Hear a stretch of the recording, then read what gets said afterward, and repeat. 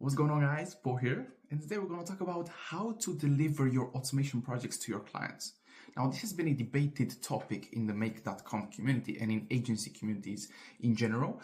And today I'm going to show you two options that you have in order to deliver your automations to your clients effectively. Now, as I said, we have two options.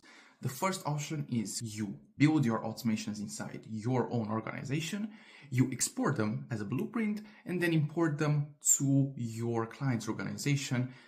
And that is basically it. But it is a bit more complicated because then you have to connect every account of your client to that specific scenario.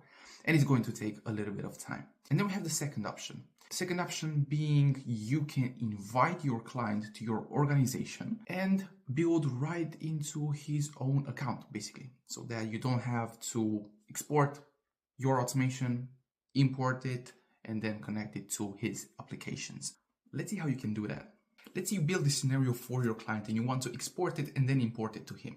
So if you want to export it, you are going to click these three dots, more, and you're going to click export blueprint. Then a JSON file is going to be downloaded to your computer. This JSON file we are going to have to import to his specific organization. So let's say we are connected to his organization. We are going to create a new scenario. And then we are going to click again on the three dots, more, and import blueprint. Here you're going to choose your file, the blueprint, you are going to open it, and the whole automation is going to be then imported into his account. Now, again, the downside of this option is that you have to then connect all of these new apps and authentications to his specific scenario. Let's see how the second option works. For the second option, let's imagine that you are now logged into his account, into his Make.com, your client's Make.com account. You are then going to go here at organization settings. You are going to click on this little icon on the right hand side and invite a new user. He's going to invite you to his own Make account. So he's going to write your email, your name, and as a role, it is going to put you as an admin.